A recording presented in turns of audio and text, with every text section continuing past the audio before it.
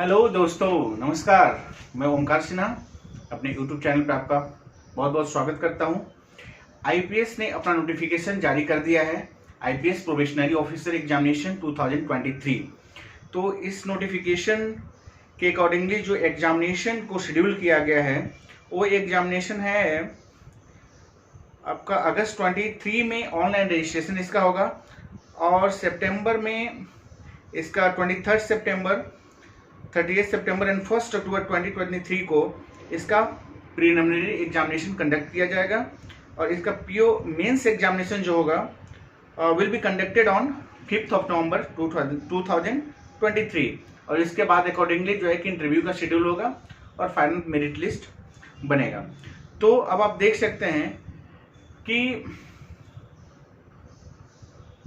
चूंकि नोटिफिकेशन जारी हो चुका है तो हमें भी अब अपनी तैयारी शुरू कर देनी चाहिए। अब हम अपनी तैयारी कैसे शुरू करें और क्या मेरा रूटीन होना चाहिए, कैसे क्वेश्चंस को अटेम्प्ट करना चाहिए, ठीक है, इन सब को जानना बहुत ही जरूरी है। लेकिन सबसे पहले जानना जरूरी है कि एग्जामिनेशन का पैटर्न क्या है और उसका सिलेबस क्या है, राइट। तो अब देखिए, जो आईबीपीएस एग्जामिनेशन 2011 से कंडक्ट किया जा रहा है और यह इसका 13th एडिशन है, यानी कि इसने इसके पहले भी 12 बार एग्जामिनेशन आईबीपीएस ने कंडक्ट करवा चुके हैं और 2011 से लेकर के अभी तक का। और आप आगे देखिए कि आज इस साल का जो है कि 13th एडिशन एग्जामिनेशन वो कंडक्ट करवाने जा रही है। आप डिटेल एग्जामिनेशन का डिटेल पैटर्न्स जानने के लिए, सिलेबस जानने के लिए और कब कब इसका शेड्यूल है, टाइमिंग जानने के लिए जो है ना कि आईबीपीएस के वेबसाइट को विजिट कर सकते हैं, जिसका वेबसाइट है www.ibps.in। तो दोस्तों, फिर से हम आपका स्वागत करते हैं और अब आगे बढ़ते हैं अपने टॉपिक की तरफ। तो जैसा कि आज का टॉपिक है कि आईबीपीएस एग्जामिनेशन 2023 की तैयारी कैसे करें और उसका सिलेबस क्या है, उसका एग्जामिनेशन का पैटर्न क्या है, राइट।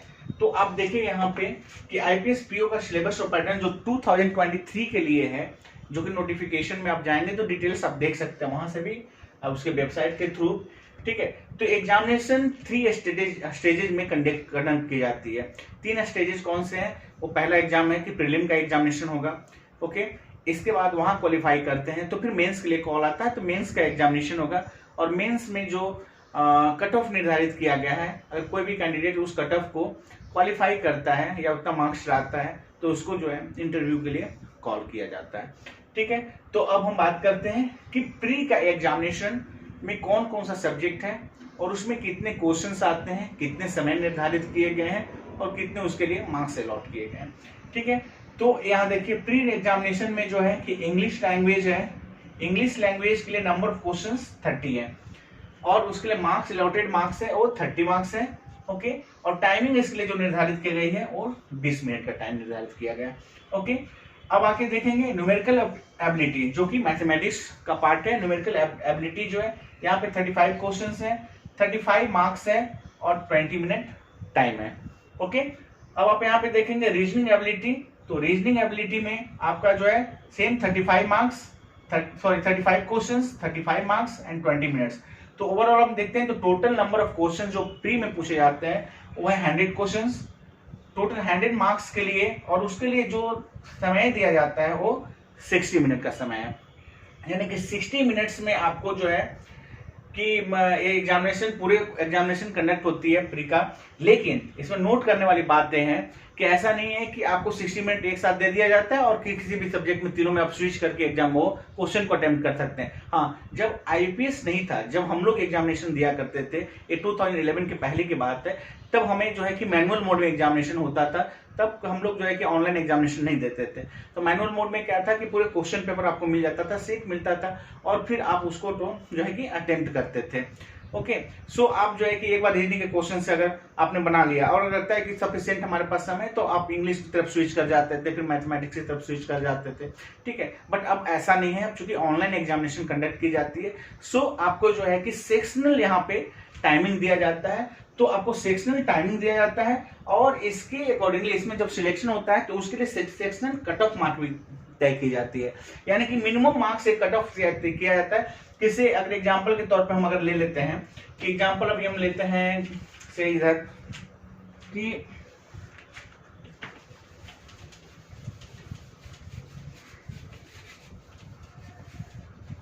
एग्जाम्पल के तौर पे हम लेते हैं क्या 30 मार्क्स यहाँ पे था इंग्लिश के लिए, ओके सॉरी 35 मार्क्स।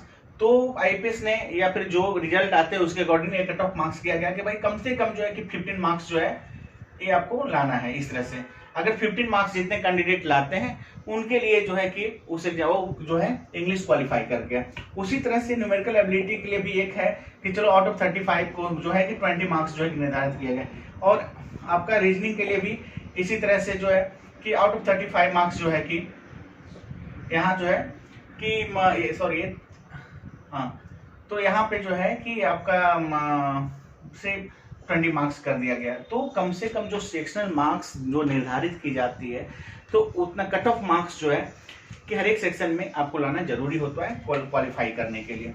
ओके, एक चीज और आपको बताते चलो कि इसमें निगेटिव मार्किंग का भी प्रोविजन है।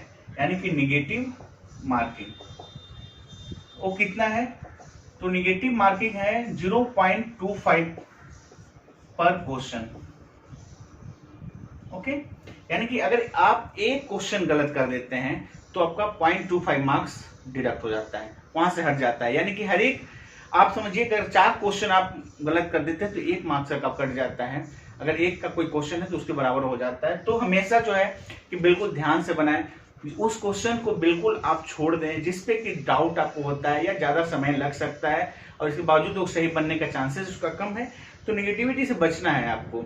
ये भी एक बहुत ही अच्छा फॉर्मूला है आपका सिलेक्शन के लिए कि हम सिर्फ जो है कि उन सारी क्वेश्चंस को करें जिस क्वेश्चंस पे हमारा कमांड है, ठीक है, लेकिन हम कम से कम कट ऑफ से ऊपर का क्वेश्चन अटेम्प्ट करें जो कि हमारा सही हो। बट निगेटिव मार्किंग से हमेशा बचें, उस तरह के क्वेश्चंस को छोड़ें जहां पर कि आपको प्रॉब्लम होता है, जहां पर कि आप कॉन्फिडेंट नहीं है कि क्वेश्चन आपका जो है कि आंसर उसका सही होगा या नहीं होगा।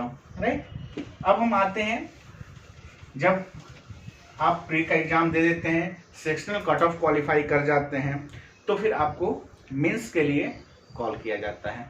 ओके, आपके मेल आता है कि yes now you are qualified in preliminary examination and eligible for the mains examination. तो अब हम मेंस एग्जाम में आते हैं।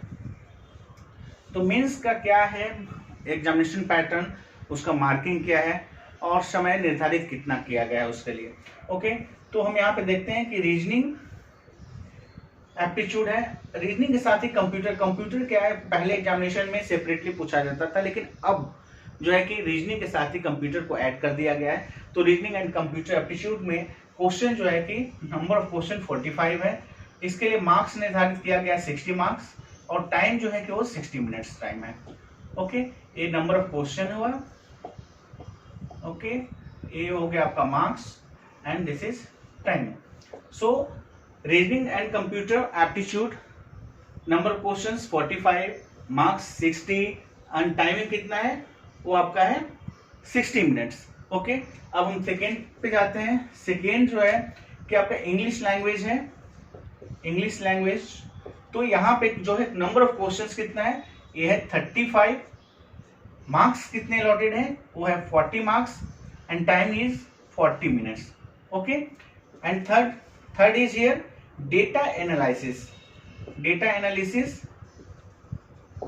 And data interpretation.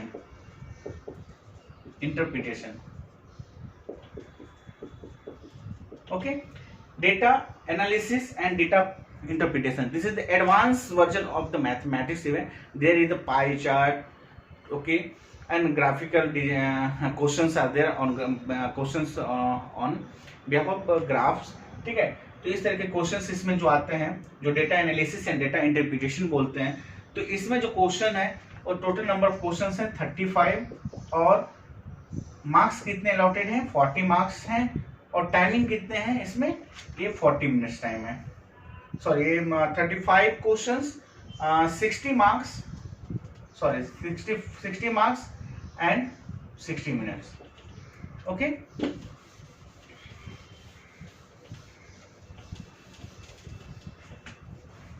And fourth section है, इसमें फोर्थ वन इज आपका है general economics and banking awareness. Okay, इसमें नंबर ऑफ क्वेश्चंस कितने हैं? ये 40 क्वेश्चंस हैं, 40 मार्क्स है और 40 मिनट्स टाइम है। यानी कि जनरल इकोनॉमिक्स में जो डे बाय डे का जो घटनाएं होते हैं आपका इकोनॉमी के क्षेत्र में, ठीक है, और जो बैंकिंग से रिलेटेड जो इंफॉर्मेशन से उससे रिलेटेड जो आपके क्वेश्चंस पूछे जाते हैं वो टोटल क्वेश्चन 40 हैं। उसके लिए मार्क्स जो निर्धारित है वो 40 है और टाइमिंग भी जो है कि 40 मिनट है। तो इस तरह से टोटल नंबर ऑफ क्वेश्चन जो है यहाँ पे 155 क्वेश्चंस हैं। ओके, टाइमिंग की बात करें तो टाइमिंग आपका हो जाता है यहाँ पे 200 मार्क्स की बात करें तो 200 मार्क्स और टाइम जो है यहाँ पे 180 मिनट का है। ओके, यानी कि 3 घंटे का समय आपको मिल जाता है 155 क्वेश्चन के लिए, जिसका मैक्सिमम मार्क्स अलॉटेड जो है वो 200 मार्क्स है। ठीक है, इसके अलावा 2 डिस्क्रिप्टिव क्वेश्चंस भी आपको पूछे जाते हैं जो इंग्लिश लैंग्वेज में होते हैं। तो यहाँ पे आपका डिस्क्रिप्टिव जो है ready for the English language. Okay, ये क्या रहता है? एसे रहता है या एंड राइटिंग रहता है। Okay, writing and essay. Okay, letter writing और एसे का एक डिस्क्रिप्टिव एग्जाम वो भी एग्जामिनेशन लिया जाता है, जो कि जिसमें 2 क्वेश्चंस होते हैं। तो 2 क्वेश्चंस इसमें होते हैं और उसके लिए जो मार्क्स मैक्सिमम अलॉटेड है that is the 25 marks. Okay, और इसके बाद जो है कि इसके लिए समय कितना दिया गया है आपको? तो 30 मिनट्स का समय यहाँ अलॉट किया गया है। ओके, तो 30 मिनट्स में आपको डिस्क्रिप्टिव के 2 क्वेश्चंस अटेम्प्ट करने हैं, जिसके लिए मैक्सिमम आपको कितना वो दिया गया है? तो 25 मार्क्स आपको निर्धारित किया गया है। ओके, जब आप जो है कि मेंस के एग्जामिनेशन को क्वालिफाई कर जाते हैं तो आपको इंटरव्यू के लिए कॉल किया जाता है। ओके, तो इंटरव्यू में जो कॉल किया जाता है वो कितने होते हैं? तो लगभग जो है कि इसमें वैकेंसी से 8 गुने जो है कि कैंडिडेट्स को जो है कॉल किया जाता है। ठीक है, और इसमें फाइनल रेशियो क्या होता है? तो लगभग 20-80 का रेशियो होता है कि हर एक 4 पे जो है कि एक कैंडिडेट का या 5 पे जो 2 कैंडिडेट का 10 पे 2 कैंडिडेट का सिलेक्शन किया जाता है इस तरह से। ठीक है, तो अब आप देख सकते हैं यहाँ पे कि अब आपने फुल सिलेबस आपने समझ लिया है कि प्री का एग्जामिनेशन में क्या सिलेबस है, मेंस के एग्जामिनेशन में क्या सिलेबस है। ठीक है, और किस तरह से हम उसका क्वेश्चन पूछे जाते हैं। निगेटिव मार्क्स से हमेशा बचना होता है। तो जब आप सिलेबस समझ जाते हैं, अब आपने क्या है कि पूरे सिलेबस को देख लिया है कि भाई एग्जामिनेशन में बैंक के पीओ के एग्जामिनेशन में किस तरह के क्वेश्चंस पूछे जाते हैं। ठीक है, जब आप एक बार आप सिलेबस समझ जाते हैं तो सिर्फ जो है कि आप सिलेबस को पकड़ करके ही तैयारी कीजिए। सिलेबस से बियॉन्ड बिल्कुल मत जाए, बिल्कुल जो है कि नपा तुला ही पढ़ें, जितनी जरूरत है उतनी ही पढ़ें। ऐसा नहीं है कि एक ही सब्जेक्ट का 5 बुक पढ़ने की जरूरत है, उसमें आपका टाइम ज़्यादा बर्बाद होता है। आपको टीचर नहीं बनना है बल्कि आपको बैंक के अधिकारी बनना है। तो बिल्कुल जो है कि कन्फाइंड पढ़ें, सिलेक्टिव पढ़ें बिल्कुल। और एक चीज़ और मैं बताना चाहूँगा कि हमेशा जो है कि टीम में पढ़ाई करें। टीम का मतलब ये होता है कि इससे अगर आप 2 से 3 दोस्त एक साथ मिल करके पढ़ाई कर रहे हैं, ठीक है, तो क्या होता है कि अगर कुछ डाउट होते हैं तो आपस में डिस्कशन करके हमको उस डाउट को क्लियर कर सकते हैं। इवन बिना कोचिंग गए हुए भी आप सिलेक्शन पा सकते हैं। उसका क्या तरीका है? यस, कि आपको कम से कम 1 सेट डेली बनाना है। 1 सेट का मतलब क्या होता है? इसे कंप्लीट एग्जामिनेशन के जब आप प्री का एग्जामिनेशन दे रहे हैं यहाँ पे, तो तीनों पेपर्स के लिए जो है कि आप एक कंप्लीट सेट बनाएं। इवन मार्केट में भी जो है कि सेट मिलते हैं, उस सेट को आप लाएं या खुद से बैठ करके 2-4 दोस्त मिल करके एक ग्रुप बना करके जो कि आपस में क्वेश्चंस का एक सेट बनाएं। जैसे आज इंग्लिश का एग्जामिनेशन हम इंग्लिश का है, मैथमेटिक्स रीजनिंग का है, या फिर हम न्यूमेरिकल एबिलिटी का दे रहे हैं। ठीक है, तो हम वहां से क्वेश्चन सेट किए, 20 क्वेश्चन या जिस तरह से एग्जामिनेशन पैटर्न है उतने क्वेश्चंस का एक सेट बनाते हैं। मॉर्निंग में उठते हैं या एक फिक्स निर्धारित समय है जो उस समय में आप अपना जो भी 2-4 दोस्त लोगों का एक ग्रुप है उस ग्रुप में बैठिए और आप जो है कि प्रॉपर एग्जामिनेशन की तरह जो है कि आप एग्जाम दीजिए। इवन आजकल तो ऑनलाइन में भी इसकी फैसिलिटी है, ऑफलाइन और ऑनलाइन किसी में भी आप प्रैक्टिस कर सकते हैं। इसके बाद आप उसको आंसर को मिलाएं। आंसर मिलाने पे जो जिस क्वेश्चंस को आपने गलत किया है, जो क्वेश्चन आपके गलत आंसर आपने किया है, उस क्वेश्चन पे जाएं, उसको पूरे डिटेल में देखें कि आखिर कहाँ आपने गलत किया है। ठीक है, कई बार ऐसा होता है कि सिर्फ आप जो है कि बिल्कुल माइनर मिस्टेक करते हैं, आंसर सिलेक्ट करने में गलती कर देते हैं माइनस, तो उस तरह के माइनर मिस्टेक को हमें सुधारने हैं, या जिस क्वेश्चन को आपको लगता है कि इसमें अभी और सीखने की जरूरत है तो हम उसको कंप्लीटली सीखते हैं, सीखने के बाद उस क्वेश्चन को फिर से अटेम्प्ट करेंगे और सही करेंगे। धीरे धीरे आप देखेंगे कि आपके मार्क्स जो है कि बढ़ रहे हैं। और एग्जामिनेशन के पहले तक अगर आप डेली एक प्रैक्टिस सेट बनाते हैं तो डेफिनेटली आप एग्जामिनेशन तक बिल्कुल तैयार रहेंगे, चाहे वो प्री का एग्जामिनेशन हो या मेंस का एग्जामिनेशन हो। और जब दोनों क्वालिफाई कर जाते हैं तो फिर बिल्कुल भी आप जो है कि इंटरव्यू के लिए आप तैयार हो जाते हैं। अगले वीडियोज में मैं बताऊंगा कि किस तरह से इंटरव्यू की तैयारी करनी चाहिए। ठीक है, और बिल्कुल अगर प्री और मेंस आपने सिलेक्ट कर लिया, उसमें अच्छे मार्क्स आए हुए हैं, तो आप मेंस में इंटरव्यू में भी क्वालिफाई करते हैं और फाइनली आप बैंक में as a probationary officer join करते हैं। ओके, तो अगर दोस्तों मेरा वीडियो अच्छा लगा होगा तो प्लीज़ शेयर करेंगे। चैनल को अभी तक सब्सक्राइब नहीं किए हैं तो सब्सक्राइब कीजिएगा। कमेंट करके जरूर बताइएगा कि और आपको किस तरह की जानकारी चाहिए। ओके, कुछ वैल्यू एडिशन हो तो मुझे बिल्कुल सजेस्ट करेंगे, आपका स्वागत रहेगा हमेशा। सो आज के लिए बस इतना ही। अगले वीडियोज में और भी इंफॉर्मेशन लेकर मैं आता हूँ। थैंक यू, नमस्कार, थैंक यू वेरी मच।